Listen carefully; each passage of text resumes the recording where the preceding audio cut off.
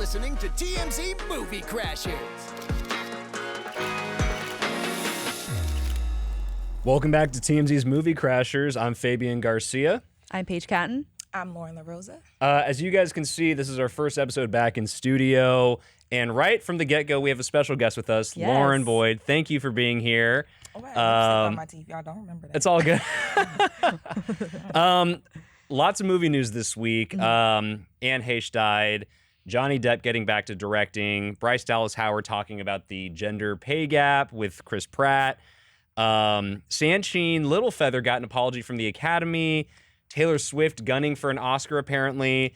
And Ezra Miller has started his apology campaign with Warner Brothers. He's trying to correct things for The Flash. And also Florence Pugh is now just kind of speaking out about Don't Worry, Darling a little bit. That's very interesting there. We're not going to talk about all that stuff at length. I just wanted to mention that stuff to acknowledge that we're aware of it. Where we are going to start today, though, is with the Big Motion Picture. This is our segment where we talk about the biggest kind of breakout story of the week. And to me, this one was interesting. We're talking about the fact that Kenya Barris, who is the creator, writer, the visionary behind Grownish, Blackish, and a ton of other shows and movies, he has been tapped to direct and write and kind of head up this remake of The Wizard of Oz for Warner Brothers. This news came out yesterday, and it's interesting because it's gotten a bit of a bad reaction on social media from what I could see. Again, he's been tapped to kind of reboot it. It's a modern reimagining of The Wizard of Oz, obviously the classic 1939 film with Judy Garland. Yes, Judy Garland, exactly. And basically the summary from what I could see on Twitter was that people were upset that he was going to be heading this up. And the reason for that is because they were saying, "Oh wait, The Wiz already exists." The Wiz is a 1978 film starring Diana Ross and Michael Jackson, Richard Pryor, and Nipsey Russell, and a lot of other famous people from back then in the leads. And basically, it's an all-black cast. I've never seen the movie, but it's like an all-black. Never seen The Wiz. I haven't know, seen it either. I saw The Wiz before I saw The Wizard of Oz. I know Really? that there was a lot of For me, people y'all. It's a that little bit said more that on so. Twitter. Yeah, so people said that on Twitter. They've never I'm seen very Wizard of Oz embarrassed to in the admit I have haven't not seen it The either. Wiz. It's set in New York. It's I want to say it's either Brooklyn or Harlem, but think it's it was set in Harlem. Yeah, it's like an New York. inner city type of setting. Very like it's like super soulful, very Oh. like at home Right. feeling of like magic, like can take you anywhere from anywhere. Oh, I gotta watch it. So basically that film exists, and when Kenya Barris was announced to be the new lead for the reboot of The Wizard of Oz, people were kind of saying, wait a minute, is this guy just going to be remaking The Wiz? Like, what's going on here? So I can you just explain like why people are upset? Because like I thought it was like kind of good news, and like are people just making assumptions? Like what exactly is going on, Lauren? Like why are people upset about this? Can you kind of break this down for us a little bit? I'm cracking up at Fabian like halfway and halfway out of Black Twitter. I mean, I'm on Twitter. Yeah. I think more so it's just like when you talk about like really, so you guys have a film podcast, right? Right. Yeah. How many of these films that you guys talk about are like all black cast, black leads, black directors, super soul based? Hardly and any, really. Big, you know what I mean? Big box office things, hardly any, right? Right. So when we get things like, and I say we as like a black person, I can't Yeah. speak for all of us, but and for me, when I think of like The Wiz and how amazing that is, even like the Cinderella movies with Brandy and Yes. Whitney Houston, you know, Right. those things, they're kind of like you put them up on a shelf. You don't want to touch them because they just Like They're sacred, right? Yeah, they Yeah. mean a lot because they did a lot for us. They, you know what I mean? They put us in, these different box offices in these different places where a lot of people said like, no, that doesn't work for your people. Right. So I think that people are just scared that someone will come in, redo, and this happens with like the Fresh Princes and when they talk about rebooting Martin, even like TV shows that are sacred as well too, because it's like these moments in time worked so well and did so much, it's like we don't want anyone to come and like mess that up. Right. Because we don't get much. As sad as that is to say, Yeah. we don't.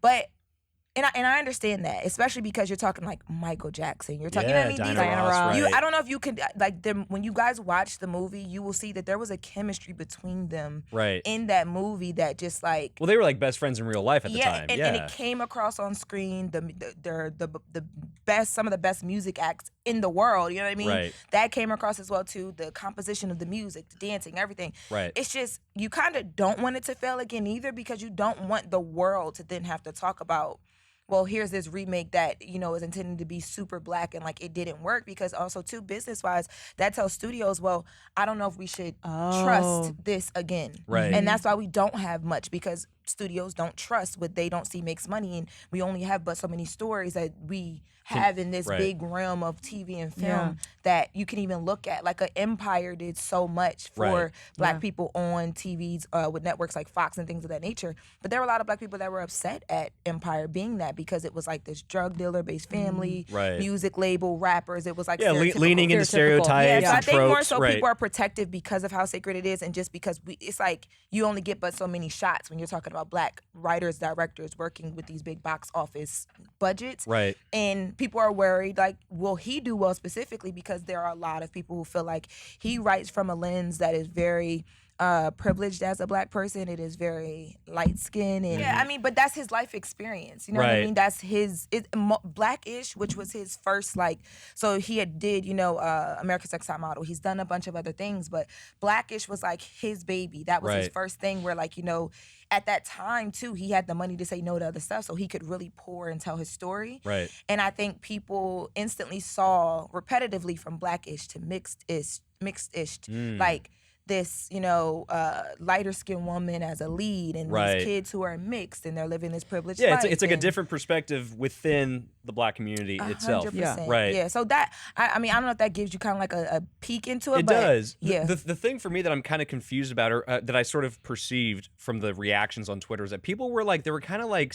kind of taunting him a little bit. Like he seems to kind of have a bit of a Tyler Perry reputation, if you will.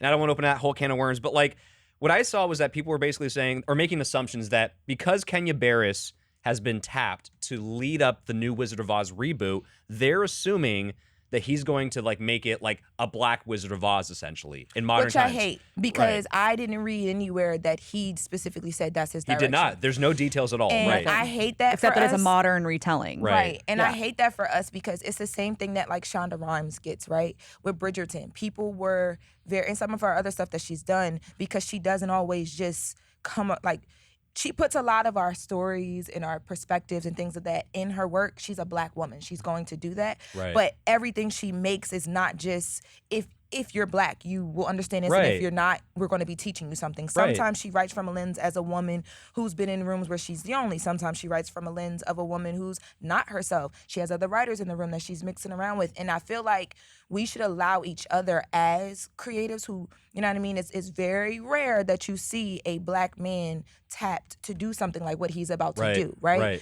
And granted, I have a whole nother conversation about that where I don't know if like people are trying to check a box at this point, because to me, or put him in a box, right? Yeah. Right. But I just feel like as a community and just as the world in general, I think that we should allow people a chance to step out of. Like, if just because he's a black man, it doesn't mean that he's about to do the whiz. Right. You know what I mean? That's true. Like, That's true. It's like, yeah. and I said this to and you yesterday. people are assuming that. People are jumping to conclusions and before I don't they even like know that. anything. And even if he did decide to do that, that's his choice. But I feel like for that to be put on him, you know what I mean? And it instantly become this thing of like, well, we already have our whiz. And it's like, we all know we already have our whiz, but at what point do we give each other the grace to tell other stories? Right. Or there's a chance. Just give us a chance. That don't give him a exist. chance. But again, I think it's because we only have but so much to choose from. Right. So it's kind of like you have this one person in the room, and the room that they're in will tell you that they're the only one that can be. Right? Like where we work, there's not a lot of girls who look like me here. Right. And even on camera, there's not a lot of girls who look like me. And for a while, whenever someone new comes in, like when I came, Raquel was here. And then it was like, oh, you're the other black girl. Yeah. And then when Cachet came, it was like, well, Lauren's not here. Who are you and why are you trying to replace her? We never put that on each other. Right. Because of the stipulations we're in right now, like when you look and see us, the world puts that on us, including us, heavily us, and I think that that's not fair. Right. Because then you don't give the other girl who comes after me the chance to like be herself and not be me. Right. Without any I get compared to Raquel so much, and I'm like, but me and Raquel are two different people, and I think that it's okay for people to allow him to step in, figure out what he's going to do, and judge it based off of whether you think it's a good movie or not, whether it's not black enough for you, because it's the Wiz. I mean, it's the Wizard of Oz. He's not tapped to do the black version. Right. Yeah. And people would have a problem with that if he was. It'd be like, oh, they only hired him because they need a new black version because it's woke culture. I don't know. I just feel like it's kind of unfair of us. First of all, us who should understand why we should give him the chance, and then unfair of the world to kind of like close him out before he's even got the shot. but I also understand it because his writing as a writer and director, the things that he's put his name on, the biggest, like the Black issues and the Black as fuck. Girls Trip. Yeah. But even with Girls Trip, I feel like a lot of people don't really know how involved he was with the Girls Trip. He's told it more for Black as fuck and the Black issues and the mixed issues. And people had issues most with those shows because they felt like, again, this was a Black perspective that they felt like was like playing into like a white stereotype. But for real, it's like all Black people don't, like, there are Black people who live a certain lifestyle, you know what I mean? Right. And there are Black people who live other lifestyles, and it's okay to show it all. Like, Right. Period. So I guess bottom line before we close this segment out is, are you excited about the fact that Kenya is going to be leading the new Wizard of Oz reboot? Like, is that in and of itself, does that news kind of excite you? I'm gonna support it. I'm gonna go and see it. I don't know if I'm excited about it because again, because of his brand as a writer, I don't know. Is it too corny for you, kind of? His style is very like he breaks the fourth wall. It's very dry comedy. I just don't know how that's gonna work in something like The Wiz. Right. But I would be excited to go as a creative and a person that like is interested in storylines. You know what I mean? Yeah. To go and see him, like maybe there's a side of him I don't know as a writer or director. Or I just haven't paid attention to. He's mostly a comedy guy thus far. So this is kind of like it's a classic Hollywood movie. It'll be interesting to see what he does with it. Yeah, I'm excited to go and see it and kind of give him the shot. But I don't know. I'm a little bit nervous. I'm not even going to hold you. I'm excited for him. I hope that he does well. Yeah. You know what I mean? But I'm just like, I don't know. And that's why people are kind of like, ugh. Yeah, I like, understand. it's just like, do we want a mixed-ish version of The Wiz? Like, do we want, like, you trying to, like, because his background is interracial families. Like, so is that going to come into play? Do we have to talk about race in this new one? Like, that's the last point I'll make about this real quick is that I think there's assumptions being made from, like, the public, right, about him and what he's going to do with it. But I also think that there's something going on. There's this unspoken pigeonholing that's happening at the Hollywood studio level. Like, for example, they got to check the boxes. Exactly. Like they hire a Black director or something like that. They're like, okay, like they're hiring them. And I think whether it's spoken or not, they're hiring them with the notion of like, okay, he's gonna do like a Black version of something, or but it's like, can a Black director just make a movie? No. It doesn't. Can it just not have to be? Can it just be? Could a Black guy make Forrest Gump? Yes. You know what I'm saying? They can, but especially today, no, they cannot because the studios there's so are much still identity politics. The studios are still stuck in like, well, we have a John Singleton for Boys in the Hood, and then we have a Steven Spielberg. Right. That's where we still are. I don't care what anybody says because even the stuff that they normally bring the Black directors and writers on for, there's always that they're trying to put them in this little corner of like, you just make these type of movies, you just make this. Yeah. It's like, I understand that you need the right people talking and speaking on certain things. Of course. However, we need to give each other the grace internally as a community to do more than that. And then the studios who don't understand it need to like, I can't just hire you to only talk about people who wear denim shirts. Like, you know what I mean? You'd be like, yo, what's going on? You would speak out about it. Right. Because you can. A lot of, that's true. Like, a lot of, like, you look at Issa Rae, you know what I mean? Right.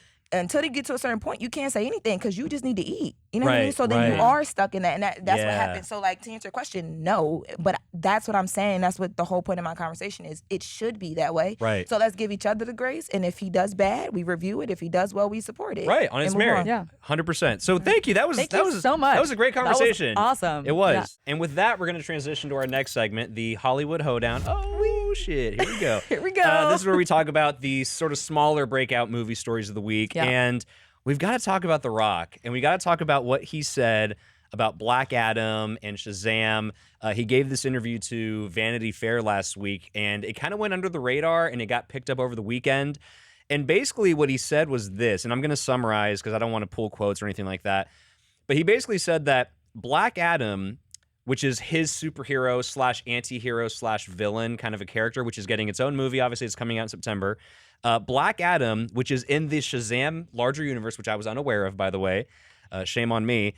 He said Black Adam was actually written into the original Shazam script from like 3-4 years ago or whatever it was, right? And that when he was first approached to portray Black Adam, he got the Shazam script. His character, Black Adam, was written into that script. He was going to be the villain. It was going to be the villain, essentially, opposite Shazam, which is Zachary Levi. Yeah. And he was reading it, and The Rock basically said, no, I'm sorry, that's not going to work. Like, Black Adam deserves his own story, his own movie, and this is doing a disservice to Black Adam, the character. So basically, The Rock went and lobbied Warner Brothers, made some phone calls, expressed his views, and said, hey, I really think this is not the way to go. You know, like Shazam should have his own origin story movie. Black Adam should have his own origin story movie. And if you guys want to make them meet in the middle somewhere down the line and fight later, that's fine. But to start, let's separate them. And they bent to his wishes. They basically said, yeah, let's do it. So obviously that, The Rock got his way in the end. But when he said this over the weekend, there was a reaction on Twitter basically saying comic nerds were kind of scratching their heads about his rationale and his justification, which to a lot of people didn't really make sense because they were saying, wait, what are you talking about? Like Black Adam is literally, you could argue he's like the arch nemesis of Shazam. Like Joker to Batman. Exactly. He's like the Joker to Batman. And even though the Joker has since, like in recent years, gotten his own film, obviously with Joaquin Phoenix, with Jack Nicholson. How many Jokers have there been? That's what I'm saying. There's been a lot. But with Jack Nicholson and Michael Keaton from the very first Batman movie, you'll recall Joker's origin story is included and weaved in with Batman's origin story. They're in the same exact movie. So, and that's been, I'm not going to pull examples, but that has been done a lot of times where there's like a signature bad guy, signature superhero, and both are introduced in the same movie. It's not outside the realm of that happens all the time, frankly. So the fact that The Rock insisted on getting his own movie, people are kind of like raising an eyebrow to him. Funny, he's known for the eyebrow raise himself, but people were kind of raising an eyebrow to him saying, this is a little bit of a vanity flex from you. Like this is ego showing. The fact that you and The Rock has defended himself and basically said, no, it's all about the It'd be a disservice. It'd be a disservice. Yeah. He really basically just doubled down and said, no, this is for the character. This is really for the character. I was trying to do justice for the character, really trying to hedge it on the character and make it seem like, no, Black Adam really is this bigger character than Warner Brothers had initially planned for, apparently. That's his, like, on the surface defense. I'm going to quickly jump in and just say I think it's bullcrap. I think he's just saying that. It's a good cover. His defense is a good cover, like, oh, no, I really wanted to service the character, yada, yada, yada. Even if he actually feels that way, I still think it's a cover. I do think this came down to ego for him, at least in part. He's The Rock. But the thing is, even if it did come down to ego, even if it was ego-driven and it was vanity, and he was like, no, screw this. If I'm going to play Black Adam, I want my own goddamn movie. Yeah. Even if he was even thinking that, somewhere in his subconscious or in the forefront of his conscious, it doesn't matter. I support that. I'm all for that. Like, dude, you're The Rock. You're an A-list celebrity. If there's anybody who can be vain and have every reason to be vain, it's you. Like, don't be ashamed. I wouldn't be ashamed of that. Like, if I was an actor of that caliber and something like this went down, I would own it and be like, yeah, I did demand my own movie because I deserve my own movie. I'm that guy. Yes. And there's other arguments that Dwayne would have overshadowed Zachary Levi. So I guess I'm going to leave my point there and just say I totally support The Rock, even if it was ego-driven. I suspect it actually kind of was ego-driven. Whether it was in full or in part, who knows? But if it was, so what? So what? So that's kind of my thing. Where do you land on it? I actually agree with that. Okay. I mean, honestly, like, we don't know exactly for sure, like, really what was going on in his head. Right. But it does seem like maybe there was some ego involved. But, like, you had mentioned, so we were talking about this, and you were like, most actors do have ego. A lot of actors do have egos. And someone like him, I feel like he has at this point in his career now that, like, he could literally, he's at the point where he can just be like, I want my own movie. And that's the deal. And like, I think that's totally fine. When it comes, if it was someone else, like not in his level, I think that'd be like, that's not okay. True. But for him, I feel like, yeah, who cares? Like, he wanted his own movie and he got his own movie. When it comes to, and by the way, Warner Brothers, they obviously thought that was the right way to go too. Exactly. Yeah. Exactly. No one had a gun to their head. No, of course. Yeah. I mean, I'm assuming there wasn't a lot of pushback. I don't know why any studio would be like, sorry, The Rock, you're not going to get your own movie. True. But who knows? Really, what goes on behind closed doors? But. When it comes to Shazam, I mean, I agree that I think that The Rock totally would have overshadowed Zachary Levi. Yeah. By the way, I really enjoyed Shazam. It was like, I liked it way more than I thought I would. I kind of watched it like last year, so a little late because it came out in 2019. Right. But I will say that I thought about this, and the film is like, I really wonder what the original script had involved because Shazam is like the tone of it is like more like it's about family and it's like more fun. It's light. It's light. There's a lot of light humor. And then Black Adam and The Rock is very dark. It does seem very dark. And so I was wondering. I mean, I guess in the comic books they actually get their powers from like the same like the wizard or whatever. Right. But I'm very interested. if that was like, was the original Shazam's darker, or like was it still lighthearted? Because maybe that was part of it. Maybe he didn't want to be in like maybe it was a too kid corny kind of movie. Yeah, to I agree. start. So because Yeah. that would not have fit. Like the Black Adam, what we've seen from trailers, that would not have fit in the first Shazam. Right, because the Black Adam character at his heart he's an anti-hero.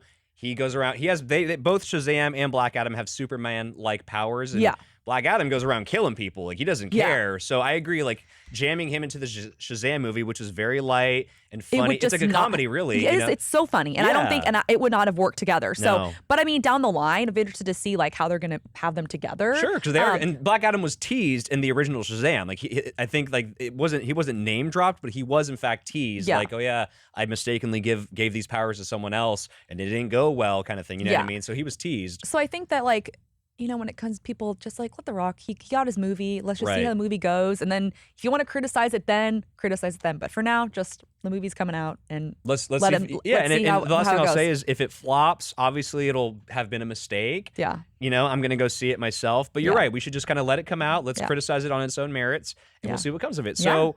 With that, we are going to go ahead and move on to our next segment, and I'm very excited about this one. Yes, me too. This is What'd You See, What'd You Think, and we have got to talk about Bodies, which is the latest A24 film, which came out this weekend. We both Nationwide, yeah. We both saw it. It stars Pete Davidson, and I know Pete Davidson is billed as like a lead in the movie. And Was he toward the top bill? Yeah, he kind of was. I mean, from all the marketing posters and things like that I saw, Pete Davidson's face was definitely plastered somewhere toward the front. And spoiler alert, he is really not in the movie all that much. I'm not going to just. This is a spoiler film, by the way. It's a little bit. I'm not going to disclose Not too too much about much, what but- happens, but he is really not heavily featured in the film. I'm just going to start out. I want to talk about Pete in a second, but I'm going to talk bigger picture about the movie. I loved it. I loved it, and I got to be honest, going into it, I already kind of had a grimace on my face, like, this is going to be a stupid movie from the trailer and everything. And because basically what the movie is about is Gen Zers. It literally is. It's like young 20-somethings to mid 20-somethings, and they're like the party types. They're doing drugs. They're in like some kind of house together. There's some kind of big storm. They're playing some kind of like killer It's guess like werewolf mafia. Yeah, It's like called Bodies, guess Bodies, who the Bodies. killer game is type Yeah. of thing. All of a sudden, people actually start dying. So they're trying to figure out who's the killer. It's like a murder mystery, Right, and a comedy, and slasher. Yes, and, it looked like a mix of things. And sure. I going into the movie, I was already kind of like groaning, like, God damn, what is this movie gonna be? Like it seems so woke and wokey. And it was, but it did it with satire. It poked fun at it. Yes, It was poking fun at it. That's essentially the movie is basically poking fun in a very clever way, I must say, at Gen Z and their wokey vibes and trying to be allies and this and all these type of like terms like gaslighting. You're silencing me. You're silencing me, and the ableism, like all this. All these terms that are so thrown around these days that trying to make it seem like they're like super intellectuals and like they're like, oh my god, so profound. The movie makes fun of that in such a great way, and it was such a fun ride. It was a fun ride. It really was, and. From start to finish. From so start the to last finish, scene, yes. Yeah. And I'm gonna loop this back to Pete real quick. Pete Davidson, I'll be honest, I have an axe to grind against Pete Davidson. I don't like him. I think he's a grifter in Hollywood. I honestly think he's been elevated so much, undeservingly so. I don't really think he's all that talented. Yeah, he's kind of funny here and there. He's a little goofy guy, and for SNL it works. But he wasn't even a star on SNL. He was like barely featured on SNL. The only reason that he's been ascended in Hollywood is because of the women he dates, including most recently Kim Kardashian. That's kind of my thing with Pete Davidson. Like, I don't see him as all that talented. But what I will say, for this particular role, it worked.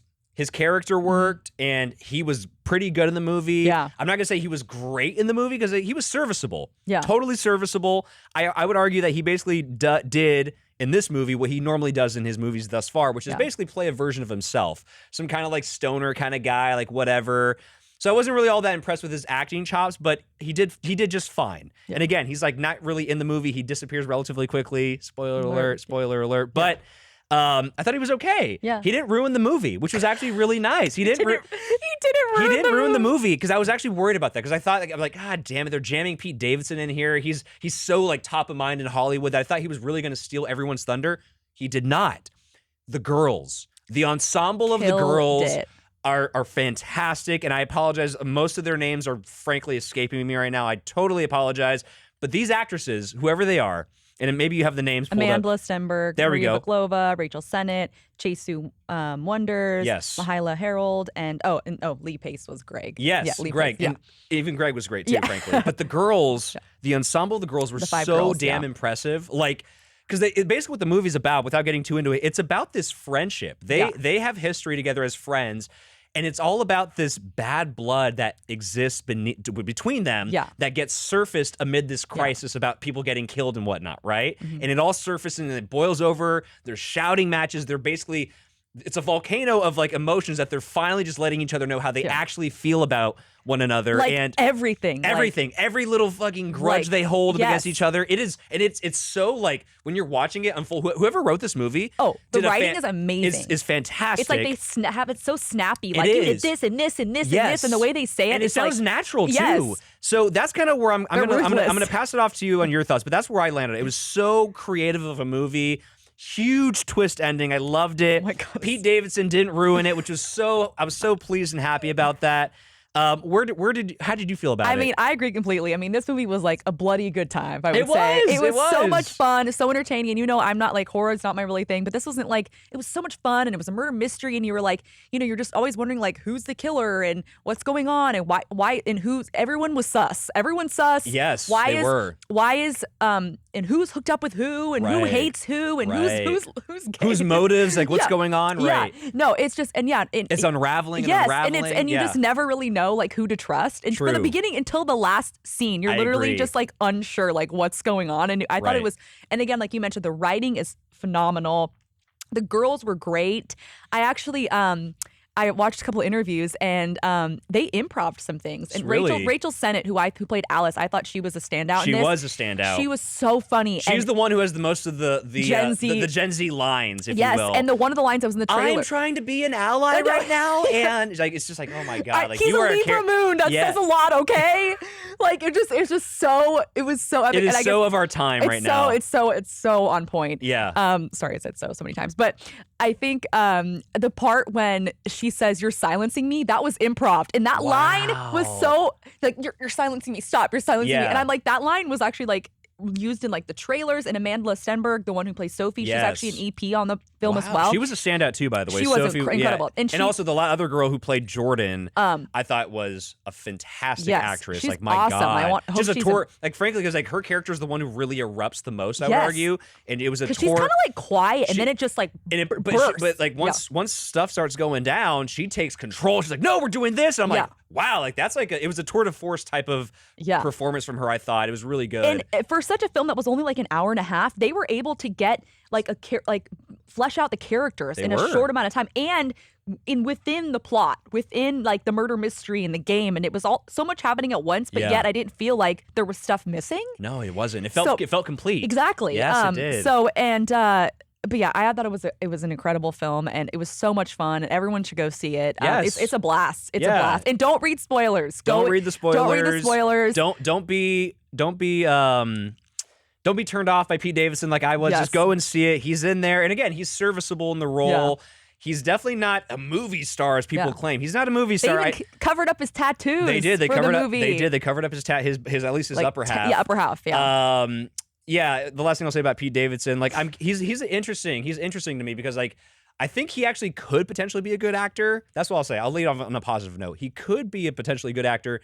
But if he wants to do that, then he has to do what a lot of other actors need to do, which is play roles that are different than you. Don't play roles that fit into like who you are. Like I want to see him in different stuff. Yeah, Pete Davidson looks like some kind of like just like some 20-something hip kind of guy, whatever, some kind of hippie like druggy kind of dude. That's kind of the archetype he fits, just like by his look and his personality naturally. Don't play roles like that, dude. He's doing some kind of Wizards movie out in Australia right now. I'm curious to see what that's all about. Yeah. We'll see. But yeah, he has the potential to potentially be a good actor. Yeah.